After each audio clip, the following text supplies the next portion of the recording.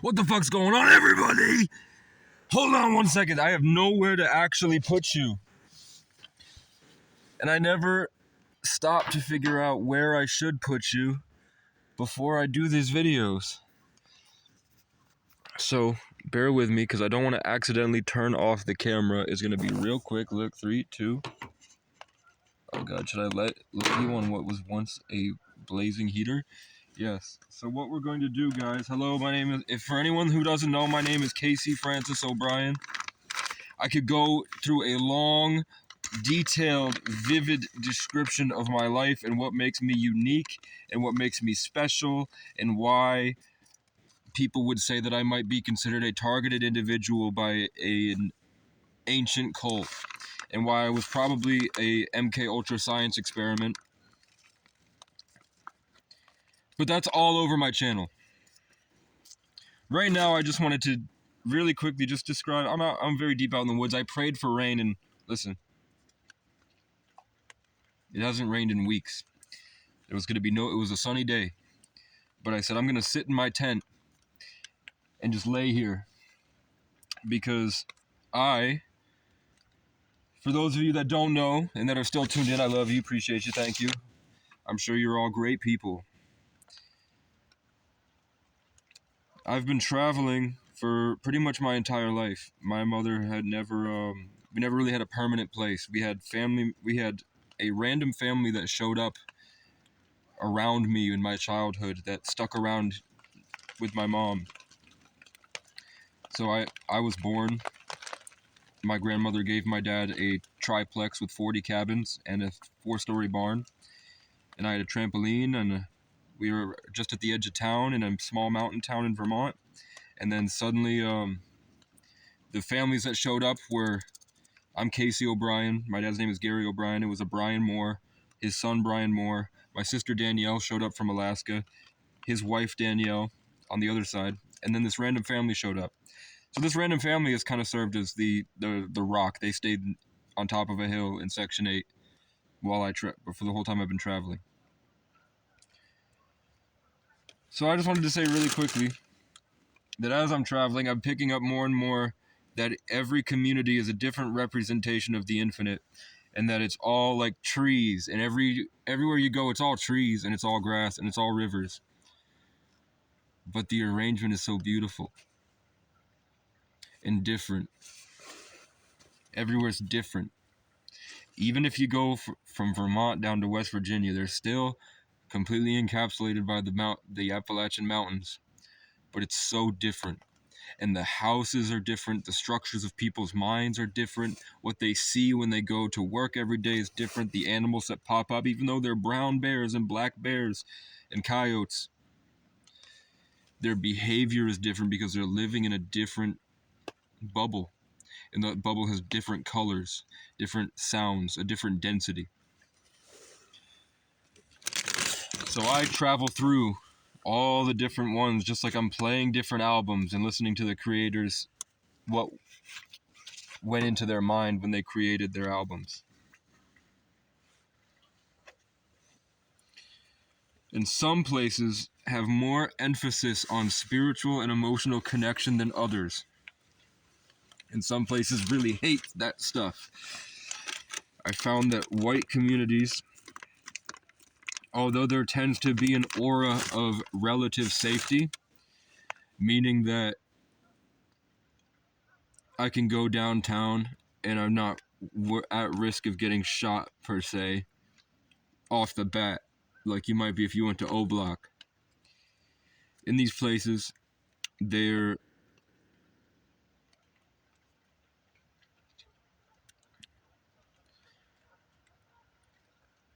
I'm saying I'm sitting here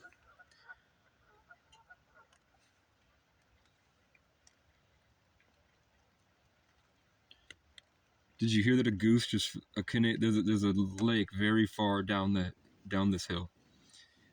But I started pulling all the energy towards me so I could make some good content for you. And a goose flew directly at me just to go, stop. And then I stopped, and then he flew back. Because they're cold.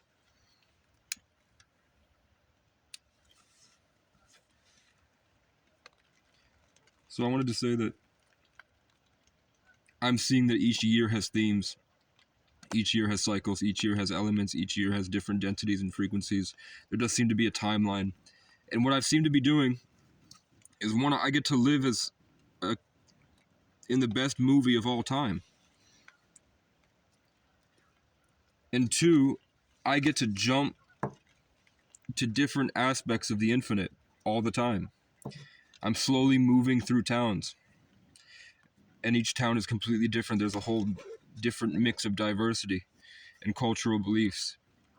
Very far out in the wild east, where there's this element of danger because the police are just as bad as the junkies, and homeless is the new black. And I'm bringing about systematic change by casually doing my own life, what I feel like is fun. I happen to be singing Native American songs, and I pass by the governor of Vermont, and something about me going, hey, hey, hey, hey, hey,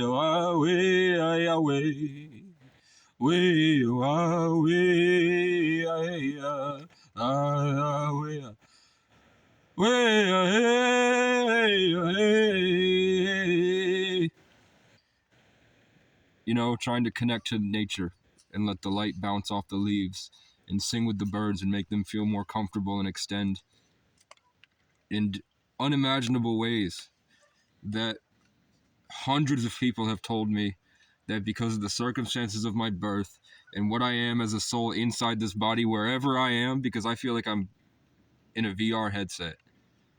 I don't feel like this is me at all. I don't feel like I'm even looking at a camera. I'm completely out. And I'm talking to things that I can't describe.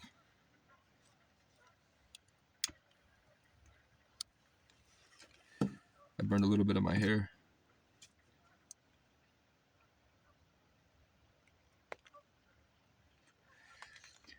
So what I'm saying is that in this town specifically, I came in here and started doing my work, which is I identify problems.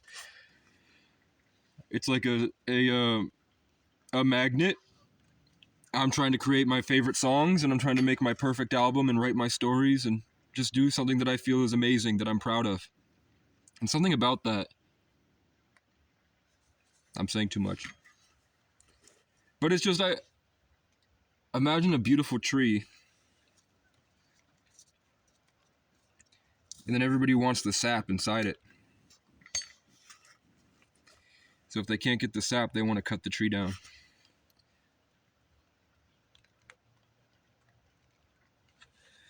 So in close-knit communities, in the year of the wood dragon, the mycelial social structures are set up more like to enhance the system that's already been in place in the wood. So just like a tree shares its nutrients, and if there's a threat, electrical signals go out through the forest to alert all the entities around. I can see the power games, and I'm exalted on a hill overlooking. I start off right in the middle, and then I slowly moved outward. Some places, the towns all got together, and they helped me get what I need, and I was able to go do something and go to a better place. Just move on to the next town. Some places, they want to run me out of the town. Some places, they want to kill me. Some places, they want to beat me to the ground and put their foot on my face. Some places, the cops will rip me out of the car and put their knee on my neck and just press me against the pavement until they feel like they've ripped out whatever they saw in me, which was most likely an AI connecting to their brain, because they go home where they're completely encapsulated by electricity with an internet coming out, whereas I'm out here in the forest. So whatever convinced them that I was the enemy, once that feels satisfied with what they did to me, then they just get up and then something leads them somewhere else. And I just sit and beg for solutions. But for the most part, whatever happens to me on this end, I I don't realize. I go back and see that it's been a month that I've been sitting here just working through the problems that have been thrown on me now because they tried to take something from me. And I'll ruminate and sit there like I've been doing my whole life when I was in public housing stock or when I was in institutions because I was brought into DCF and the staff would treat me unfairly. They'd do something wrong. And I would sit there and really hammer it in, think about exactly why that happened and what needs to change. And then I would go directly to the program director. And now I'm going to adjust. Go fuck your mother. We've got 5 minutes. I hope it's still on me.